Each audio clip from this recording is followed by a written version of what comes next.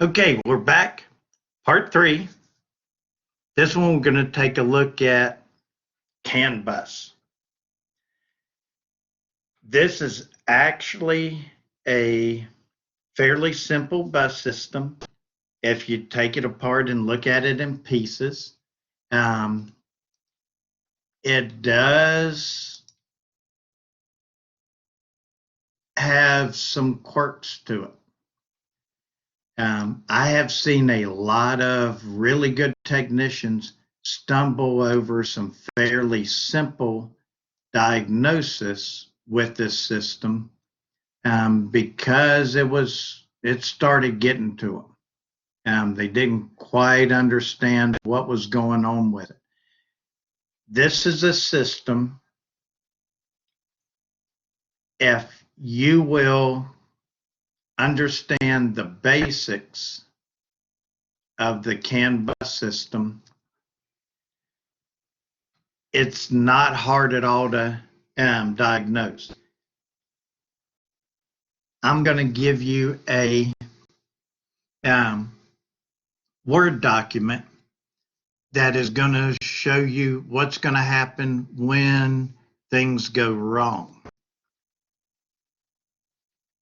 And if you diagnose this system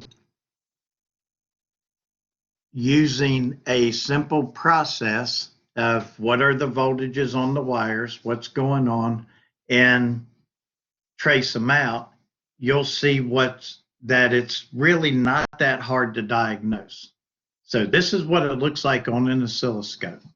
We actually have two lines. The red one at the bottom is CAN low. The blue one at the top is CAN high. Now, the CAN system goes by a lot of different names.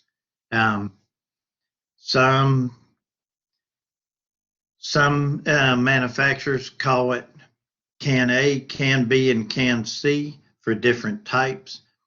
There's a little bit of speed difference between them. I think Honda calls it high-speed CAN, HS CAN, and LS CAN for low-speed CAN. Ford, I think, calls it MS CAN. So it goes by different verbiage, but that CAN is what you're looking for. It stands for Controller Area Network, and that's all it means. Now, this system has some diagnostic aids built into it, not intentionally, but they had to put them in there so that they would work. And that is in the form of a couple of resistors. And so before we get too far into doing this, let me point out these resistors. This is just a snapshot out of a repair manual. And this shows two different CAN bus systems. So there is a CAN bus system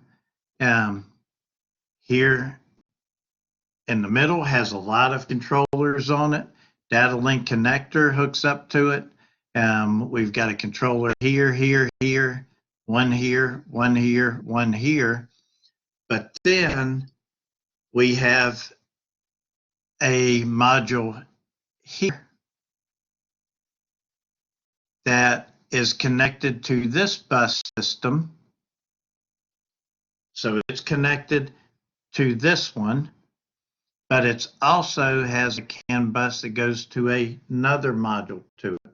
So there's two CAN bus systems going on here, but one module, and I'll erase this so you can see the names.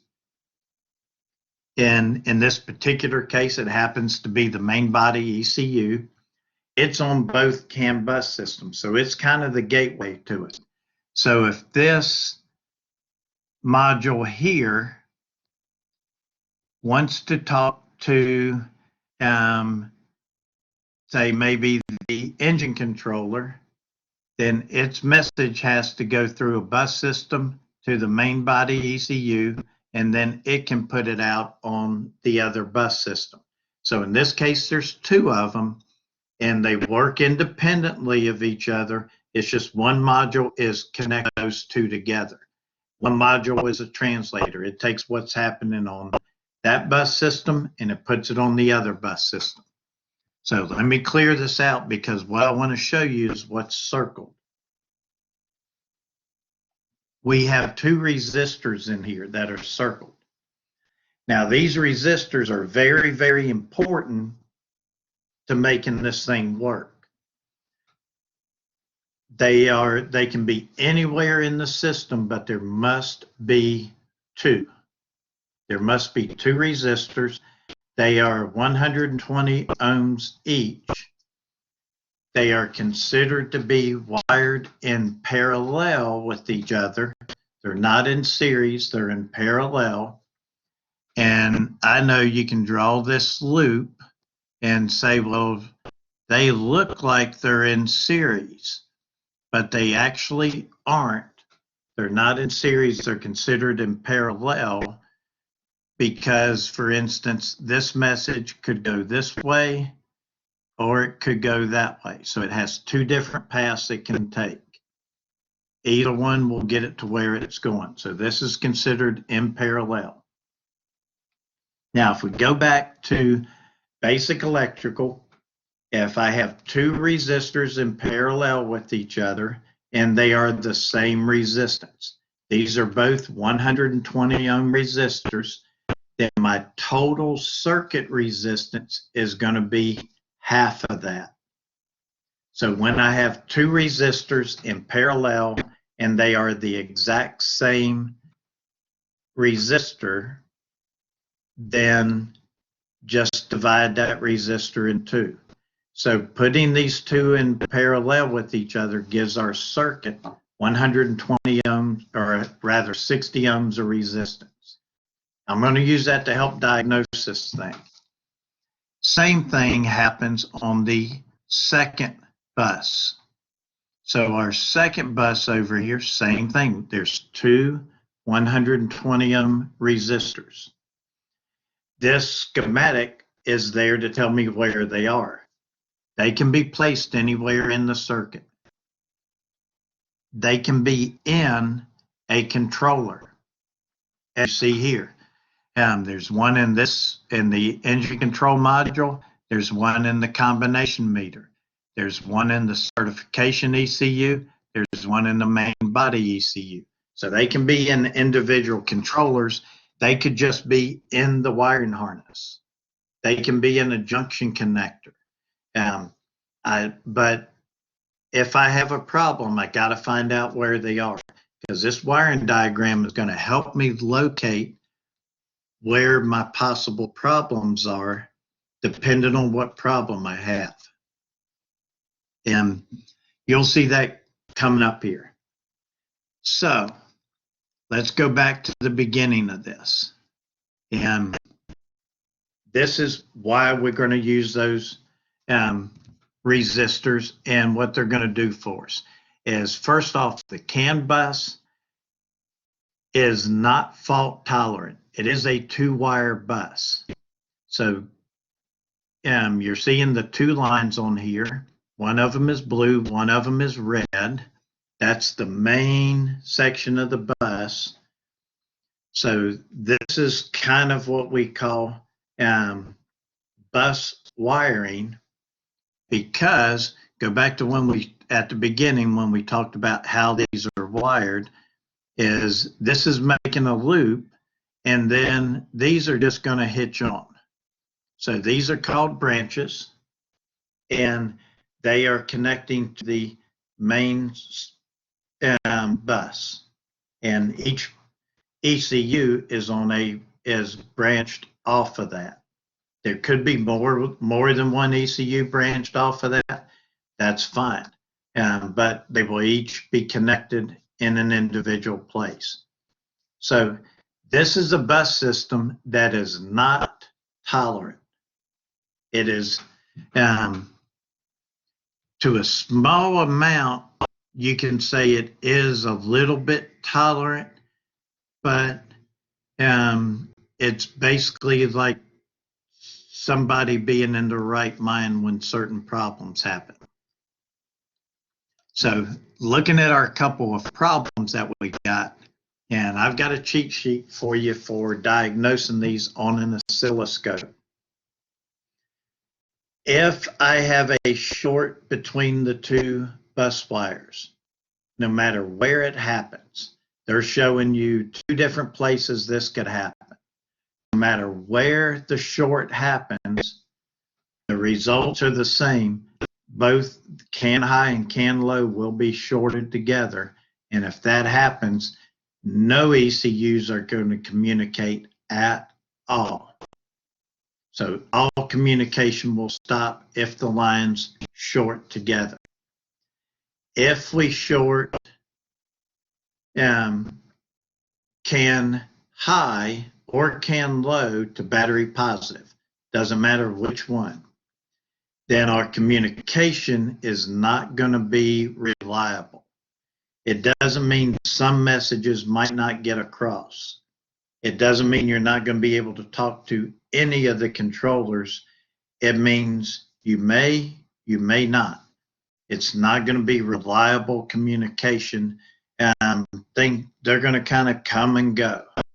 And the information that you get probably isn't going to be any good. If we short CAN high to ground, if CAN high gets shorted to ground, then no communication will be possible.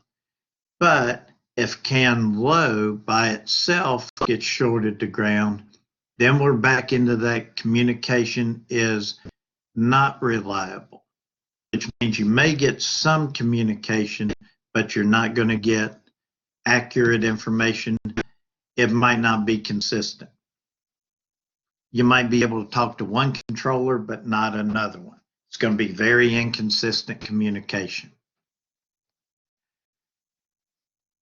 Now, open circuits depends on where they are. So here's what's going to happen. If in an open, let's start with the simplest one, an open on a branch line. So if I have an open down here in a branch line, then I've got one ECU that I cannot talk to, but the other two are working great. They communicate no problem. And it doesn't matter which line is open. It can be one, both of them could be open. As you see over here on this side, one of them could be open. Both wires are required in order for communication to exist. So if there's a break in either wire that does not affect the loop. The loop is the red and the blue wire that has the 120 ohm resistors at the ends. So those as long as those 120 ohm resistors remain in the loop, the other modules will work correctly. But let's see what happens if they fall out. If we have a break in the line, for instance, maybe somebody left a connector unplugged in between these two, maybe, because these will go through some different connectors. It's generally not one continuous wire. It may go through connectors because the CAN bus system will go from the engine compartment back to inside of the car, and it might come back out again. So there's going to be some extra connectors in here due to the length of this thing, how far around modules get. Because everything that we need to be real time is going to be on this bus system. So the engine controller, transmission controller, the anti-lock brake controller, the airbag controller, the AC controller may be on this line. Usually is. The skid control ECU, because it may be a different one. In some cases, the security system is on this line. It's depends on what's on it, but if we have an open, then bus communication will not be reliable on either half of the network. So you may get some things that are still operating, but you're going to have a lot of stuff that's not operating. If we have just an open in the CAN high or the CAN low, you get the same problem. Communication will not be reliable. You may be able to talk to some controllers. You might not be able to talk to others. So it's going to, there's no way to predict what's going to happen, but usually when I see an open in the system, I plug the scan tool in. I can usually talk to a couple of controllers. Usually, not always, but usually I can talk to a couple of them. I just don't know which ones. I can't predict which ones I'll be able to talk to. Now, we're going to use these 120 ohm resistors. They were put in there. They're called terminating and biasing resistors. Won't get real far into what that means, but we have to have a way, because we're going to power up both of these lines, and we have to have a way to basically to end the voltage, to make sure that the voltage goes down to zero somewhere or the other. So we have to put a load in the circuit, and that's why these resistors are put in there. They're for bus biasing and termination. Where they are, they can be anywhere in the circuit. So you're going to have to, each individual car, you're going to have to look and see where those end up. Now, here's what we're going to do. We got two, if we have a problem in the circuit, if I've lost communication, because this system is very unreliable, it does not work if there's any problems with it. So if I can't talk to all of my modules, that's where we're going with this. We've got a total meltdown of the system. Just to flip back over to this, we're generally not dealing with this problem. I got an open going to one ECU outside of this main bus loop. So this, I'm just going to diagnose the bad ECU. I'm going to go to that ECU and remember what we're looking for. Power. Do I have power to it? Do I have ground? If I have power and I have ground, then do I have a communication signal? And in that ECU, right at the connector, I'm going to pin to it and check my bus signal. If it's good, then you need an ECU. If it's not good, you're fixing the communications signal. So usually these ECUs will tell on each other. If one ECU relies on information from another ECU, they'll kind of tell on each other too. You're not going to have to go in and try to access all of them. And what I mean by that is, let's say this is the engine control module. This is the brake control module, engine, brake, and this is the engine brake, and this one's the transmission control module for the sake of this conversation. Let's say we can't talk to the transmission control module. The engine control module is going to set a code that says, I can't talk to the transmission control module.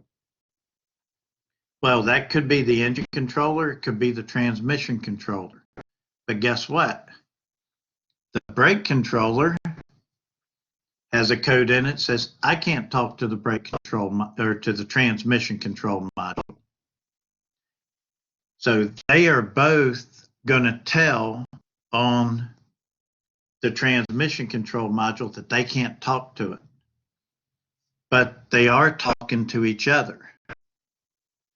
So those two are going to generally lead me to the one module that's not working without me doing a whole lot of work. Though there is usually what is called a CAN bus test, which I can go into, and it checks the CAN bus and it says, hey, who's there? Basically, all it does is it takes a roll call, like at the beginning of class. All right, who's here? And it checks it off and it says, oh no, Marco's not here. So Marco's not there. We got to figure out, is Marco supposed to be there? If Marco's supposed to be there, then he's not talking. He's not letting us know that he can hear us. He's responding. Now we'll set a code. We can't talk to Marco. So see how that works? They will kind of tell on each other. So if we have that branch problem, if it's outside of those 120 ohm resistors, like this problem right here at the beginning, in a branch line, we're just dealing with one module that doesn't work. Power, ground, communication, PGC. If I have those, I've got a bad module. If I don't have those, fix the one that you're missing. Pretty simple. Let's talk about the problems that affect this. How am I going to find that out?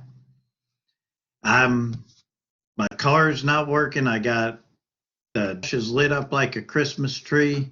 I've got all kinds of lights on in the dash. I plug the scan tool in, and I can't talk to anything. I go in, and I can't talk to it.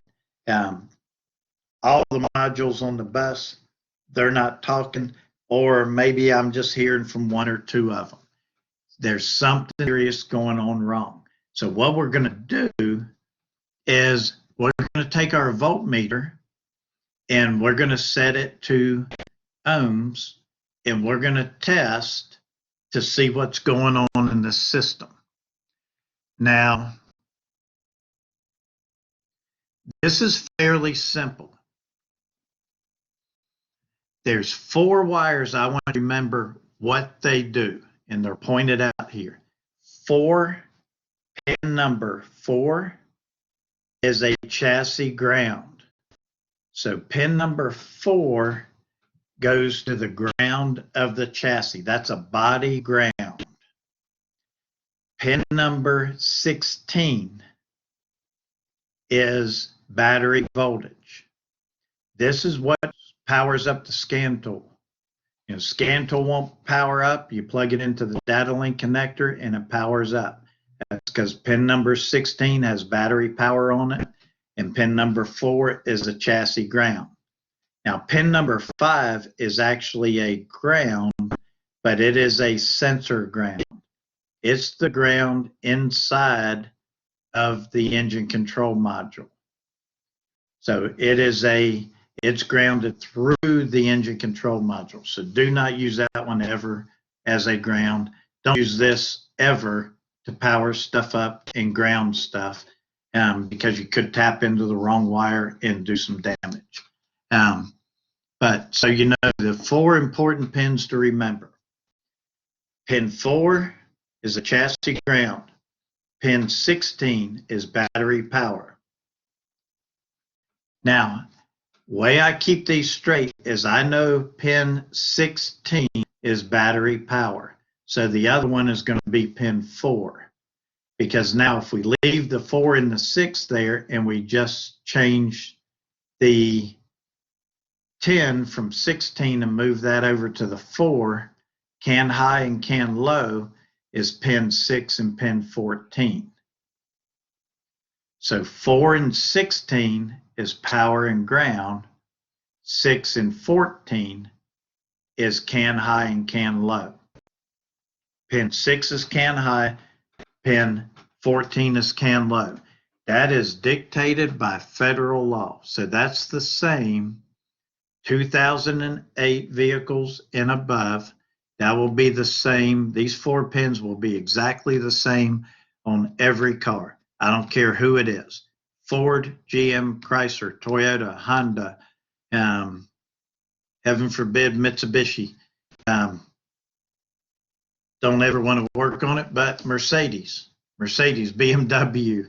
Go out to Sweden and we'll get the Volvos in there. Go down to Italy, we'll get the Fiats in there. These 4 pins are exactly the same. So what we're going to do is we're going to turn the key off.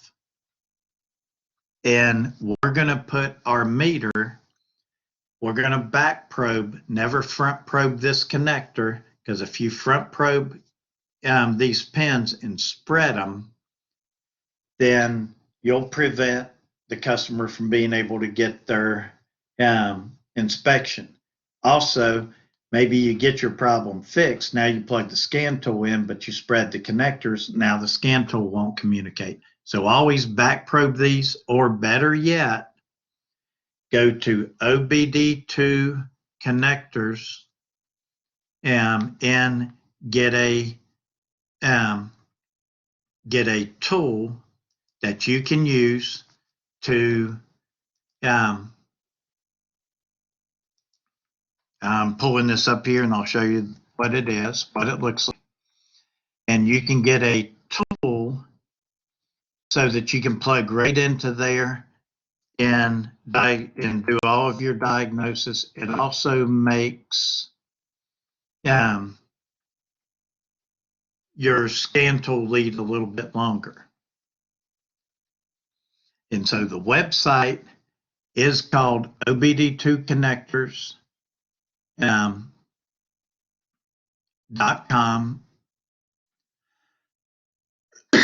I'm sorry, obd2cables.com. So as soon as it pulls up, I'm going to show it to you here. Let me go in here and share it with you. And I will share with you this screen. You go back to navigate slides, go back to share files, share application. Yeah.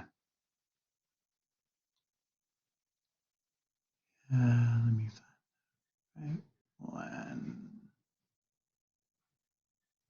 Yes, I think it's that one. I want to share this one. And so let me pull this up. And here is the website. It's called obd2cables.com. And go up here and click on OBD2 equipment. Just slide down one and it says breakout boxes. This is the tool. Now you can buy this from several manufacturers. This is probably one of the cheapest places to get them. $100, you can get this tool. They do have one that's $130, has 2 connectors on it.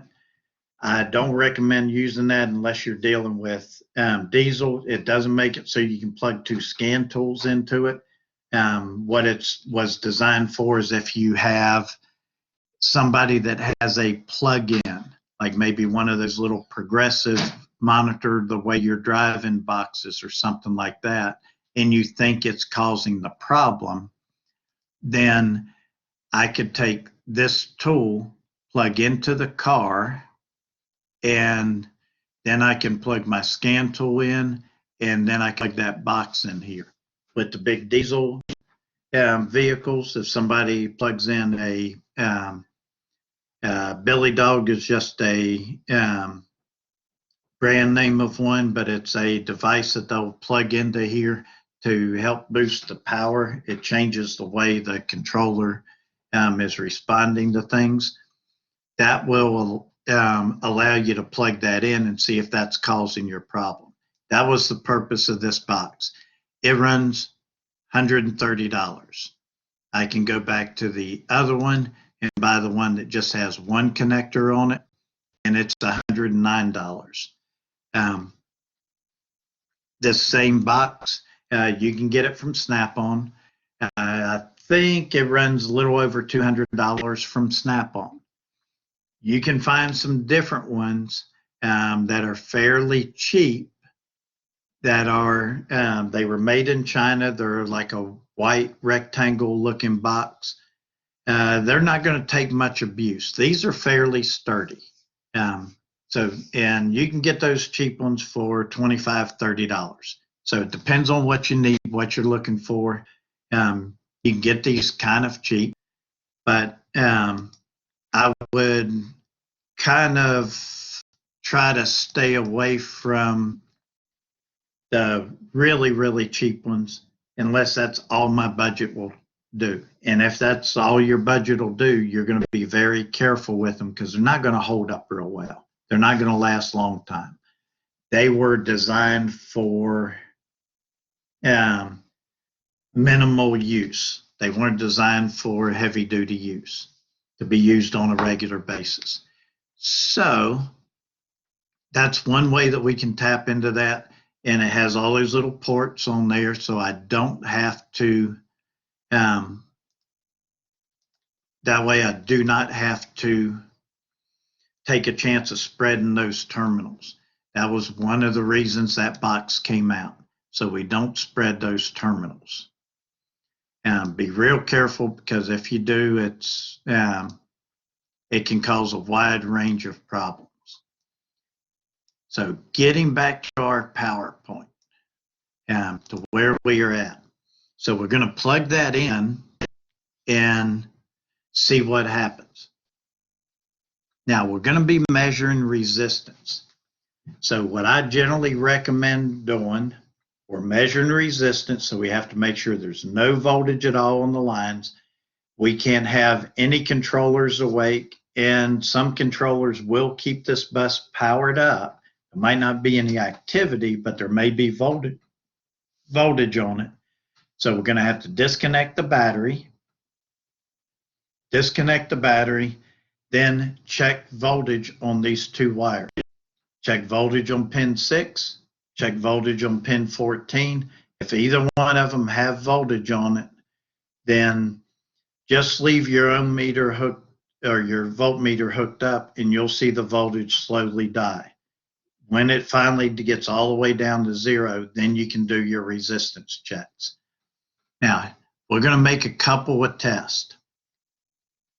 So we're going to put one lead in pin 6, one lead in pin 14, and we're going to check the resistance. If the resistance is good, we want 60 ohms. So if it's 54 to 70 ohms, basically, we're in the ballpark. We've got those two 120 ohm resistors are in line. If it is higher than that, if we get a reading of 120 ohms, then we've got an open between those resistors. If we have 0 ohms, then we've got a short between them. So if we kind of look back here at what's happening, if I look at this picture, remember here's our data link connector right here in the middle. Here's our data link connector. That's pins 6 and 14 right here. We're going to put our ohm meter in there. And if we read 60 ohms, then that means we have a complete circuit. Our circuit goes through both resistors. If we have 120 ohms, if our reading is 120 ohms instead of 60, then that may mean that we have a break in a wire. Pick either one of them. I'll just pick that one right there, that spot. There's a break in the wire there. Think about what's going to happen. We hook our two lines up, and remember our voltmeter just puts out a small voltage, and we see what comes back. So voltage will come out, it'll go here, and it can't get back. So can't get back from there, it can't continue on, so it can't go through the second resistor, but it can come this way. So that would end up meaning we've lost one of those 120 ohm resistors because we can't make the circle. And that gives you that tells you we've lost one. It doesn't tell you which one, but it does tell you we've lost one. If they're shorted together, 0 ohms. So if my answer is B, it means I have an open in the bus, but I don't know which line. If my answer is C, I have less than 60 ohms, then I have a short between the two buses. So see where we're going with that? So answer A, B, or C. So now if our total resistance was good and we have 60 ohms, if we've got 60 ohms, then we'll go down here to step A, which is going to mean I want to check can high to battery and can low to battery. So I can do this just by hooking it up to the positive battery cable. And though generally what I'll do if I think it's shorted to battery is I'll just plug it back in, or plug the battery back up, hook everything back up, and turn the key on and check for 12 volts on one of those two wires. But I can do it with an ohm meter, checking it back to the positive cable of the battery, not to the battery, but just to the positive cable, because remember, we have the battery disconnected. So if it's 6,000 ohms or more, we're good. If it's not, we've got a short between one of the CAN bus lines, whichever one we had a bad reading on, and we've got a short between it and battery voltage, and we're getting voltage put on those lines that should not be there. And that would be our problem. If all that is okay, then we're going to check both of those to ground. So now we're going to move one of our meter leads over to pin 4. That's the chassis ground. And we're going to check each of those wires to ground. If any of them have less than 200 ohms to ground, then we've got a problem. Remember, this is where you better make sure there's no voltage on them, on either one of those wires, or else it will show you a circuit. It will give you a resistance reading and make you think that you have a short to ground. So we want a fairly high reading. It does not have to be open circuit, but it should be a fairly large number. This says 200 ohms or more. Most of the time when I check this, it's usually like 200,000 or 300,000 ohms. But as long as it's a really high number, we're good. If our reading is less than 200 ohms, then we've got a short to ground, and you just found which wire it is. Now fix it. And so this is a way we can check this by going straight to the data link connector and get started. There is a reason that I don't like doing this, and I usually don't do it right off of the bat. I usually use an oscilloscope, is because there's a couple things that this won't show me. If one of my, if I have a short to ground, but it's not shorted to the chassis ground, it might be shorted to another wire on the car that goes to ground, I might not be able to see that. So there's some problems that I'm not going to be able to see measuring resistance that I can see when I measure, if I measure voltage on it. Hopefully that makes sense. I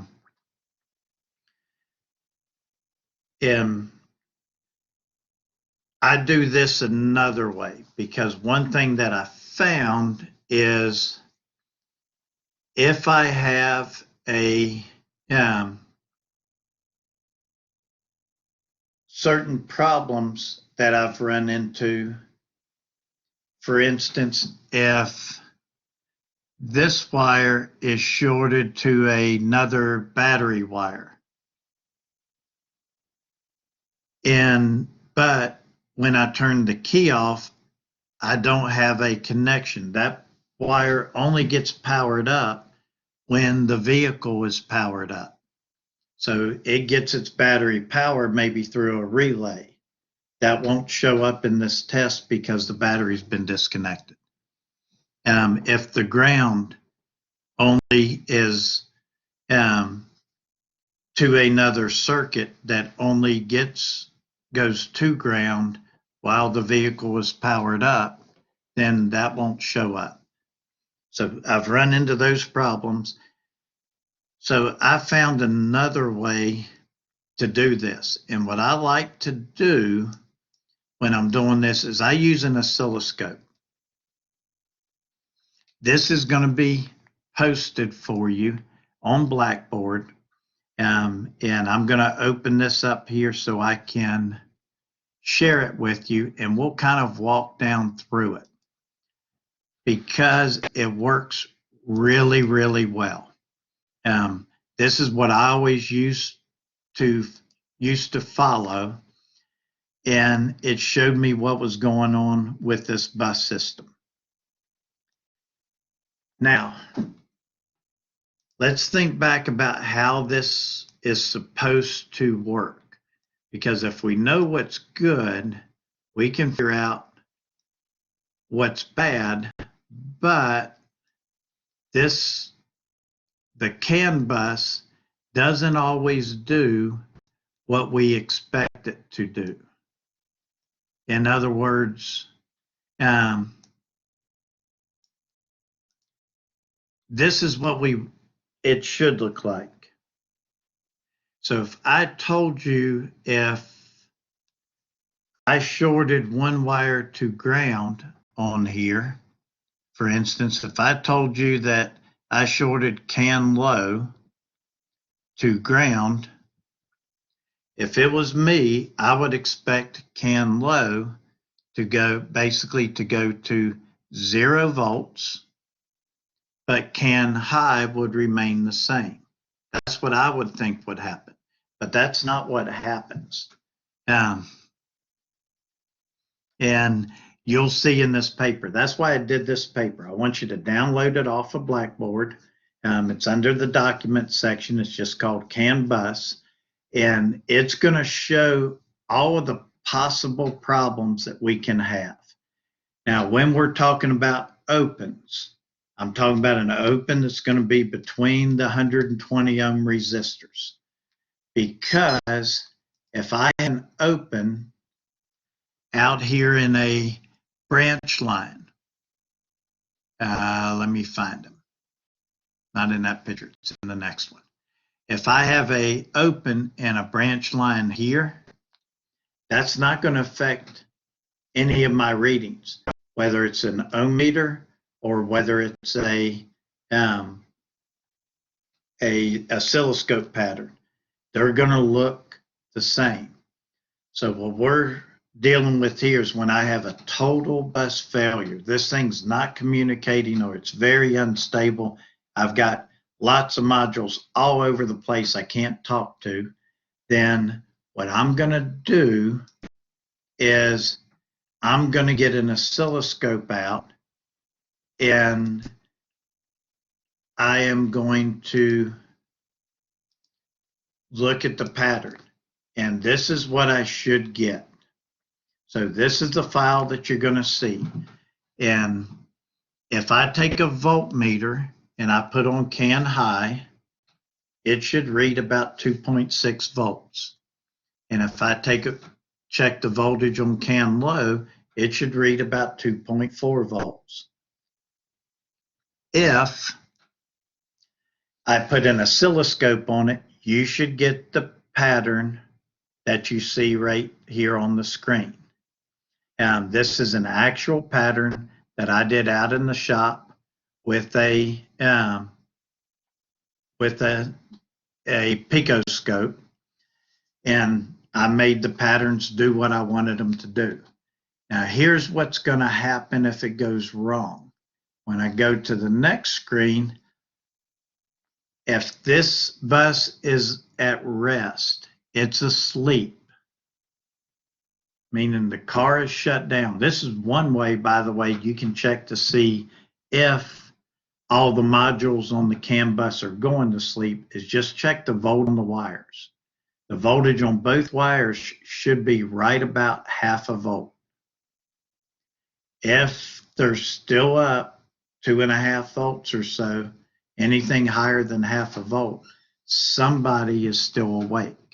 One of your modules in the car has not gone to sleep, so you need to find out which one's keeping it awake. I've used that before if I have a car that the battery keeps dying and I think one of the modules isn't going to sleep. If it's on the CAN bus, I can prove that that's not happening just by checking the CAN bus. And if I still have activity on it, if that module is still up and talking, then I'll have 2.6 and 2.4 volts on the bus, even though the car's shut down. Now, one word of warning, some modules will wait up to about 30 minutes to go to sleep. All depends on the car. Sometimes you can find that information in the service manual, sometimes you can't. So I would not be surprised to see activity on the bus up to about 30 minutes after I shut it down. Most cars, everything shuts down pretty quick, but there's a few cars out there that some modules will stay awake for up to 30 minutes after you shut the car off. So when all the modules go to sleep, CAN bus should go to half a volt on both wires. And it's going to be flatline. There's no spikes, nothing. Now, what if I had a problem? Remember that short to ground I just told you about? If I short CAN high to ground, I don't get what I think I would get. I would think CAN low would continue doing its thing, just CAN high would drop. But instead, both the voltage on both wires is going to drop down extremely low. And when I checked this with a voltmeter, I had 10 millivolts on CAN high. That would be pin number 6. And on CAN low, I had 60 millivolts.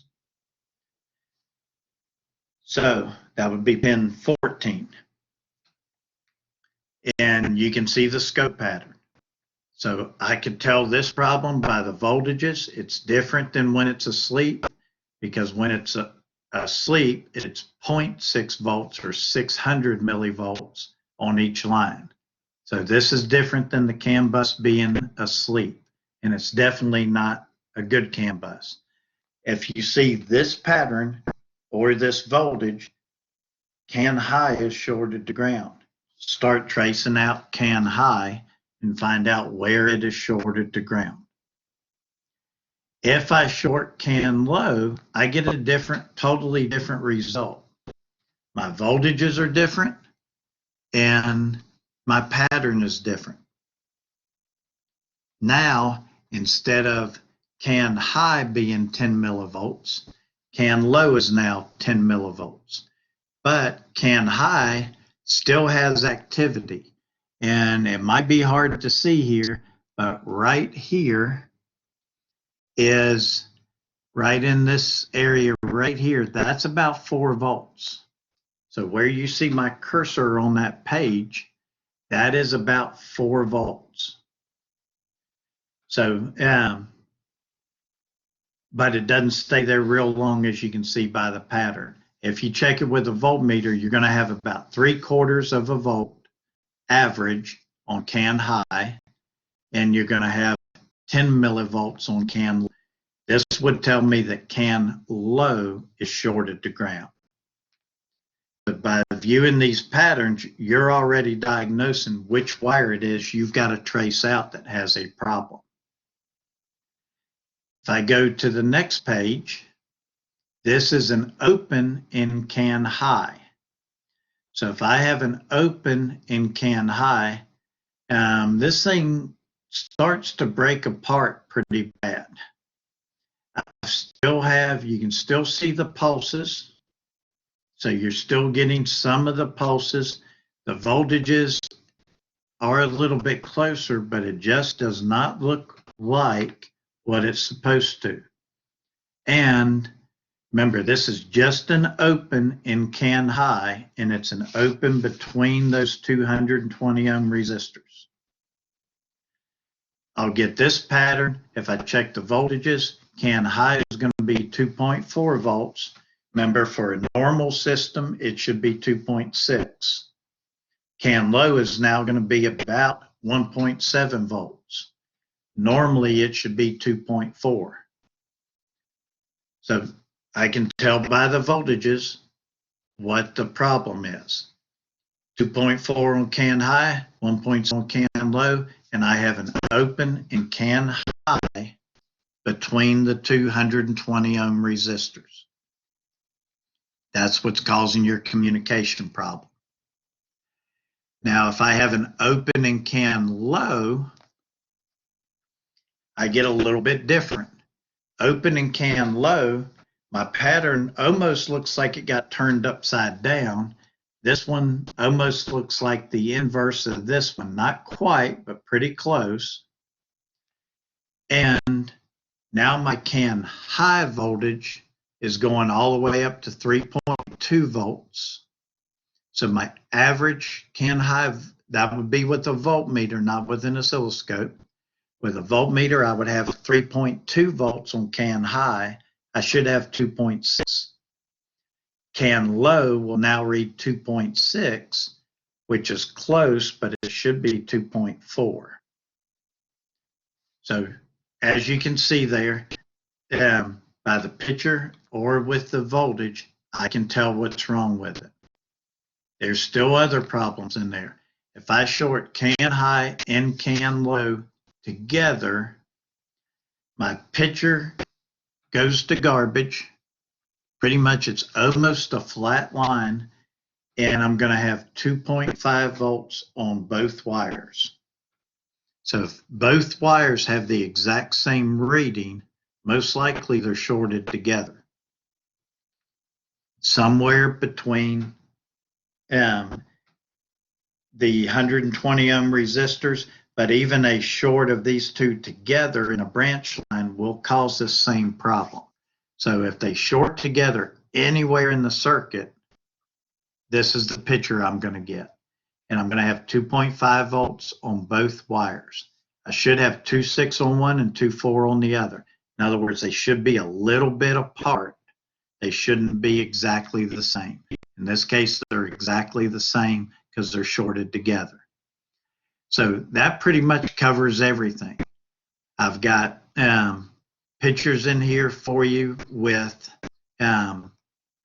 what's normal, what should I get, what should the pattern look like, what does it look like when it went to sleep. There's actually voltage that you're going to read. That's going to be different than if I have a short to ground. If I have a short to ground, my voltages are different. Remember up here, we had 0.6 volts or 600 millivolts. Down here, this is 10 millivolts and 60 millivolts. I should have 10 times that 60. So I should have voltages 10 times that high if it's just asleep. So we've pretty much covered everything. Short to ground on can low, short to ground on can high, opens, can high, open and can low. They're all in here, shorting the two wires together. So print this off, put it somewhere where it's safe and you can find it later on, because when you run into a total bus failure, nothing can talk to anybody, then this is going to be a great diagnostic tool that you'll have to go back and look at. So these systems are not real hard if you understand how they work. They are fairly predictable, everything that it's going to do. Now, one thing I don't want you to ever worry about is see this spike right here. These spikes, they may be very consistent like this is. They may just happen every so often. But these spikes you see coming off of the top and off of the bottom, that is some type of beginning of message signal. It's normal. I see it on every car. That's normal. Don't worry about that spike. It won't show up exactly like the textbook shows, but they are supposed to be there. And I see those on a lot of them. If I go back over here to the picture that we had before,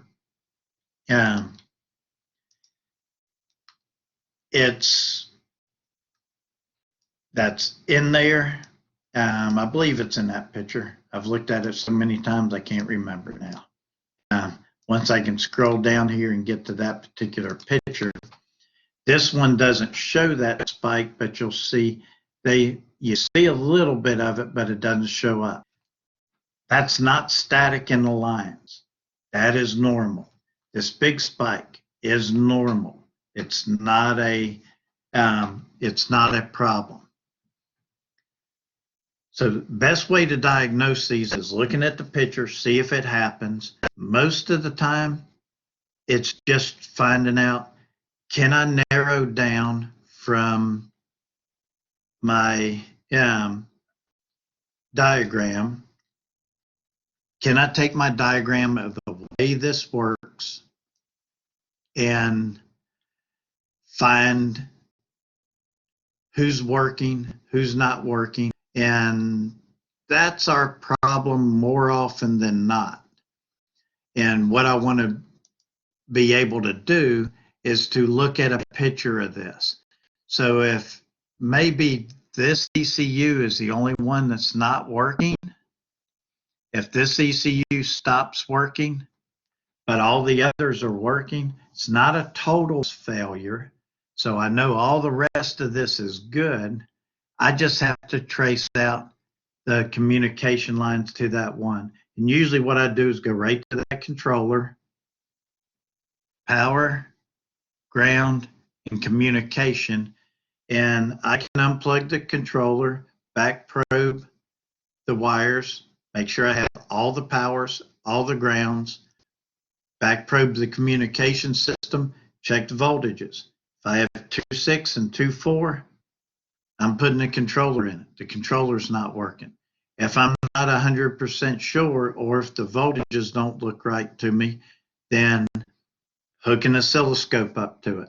If I have that good pattern, if you get that pattern that we're supposed to have, 2.5 to 3.5, 2.5 to 1.5, and 2.6 on one, 2.4 on the other, you've got a bad module. If any of that isn't right, it's not your module's fault. You've got to fix the rest of the circuit. And use the split half method if you have to. If you have problems in the circuit, cut it in two. See what happens. Maybe you've got a couple modules that don't work. Well, if they're all on one end of the circuit, I'm generally not going to check power and ground to all of those modules. I'm going to look and see what happened right before that. Usually I find there's a connector there. Maybe somebody had the dash out to put a evaporator coil in or something, and they plugged the connector back in, but it didn't click. It never latched.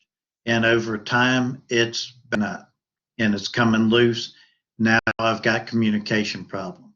And once I figure out that it's everything downline from that, I go to that connector, and a lot of times it's just a matter of squeezing the connector till you hear it click. So that's the final part of this. It's confusing. I know it's confusing. Break it down, make it simple. Remember, the important things are, start with the diagram of the circuit, no matter how it works, no matter what system you've got. Can I talk to anybody? If I can talk to any of the modules consistently, then I probably don't have a total failure. Now I'm just trying to trace out what happens. Generally, if I have more than 2 or 3 modules that are not responding, generally I consider that a total system failure. But if they're all on one branch line, my bus system's over here, and they're all on one branch, then I know that branch is disconnected somehow. So that's pretty much what you need to know. Break it down, make it simple. Don't get overcomplicated with it. Try to make it as easy as possible. When controllers aren't working, it's more often than not, it's a power problem at the controller, it's a ground problem, or it's a connection problem. Make sure all that's good.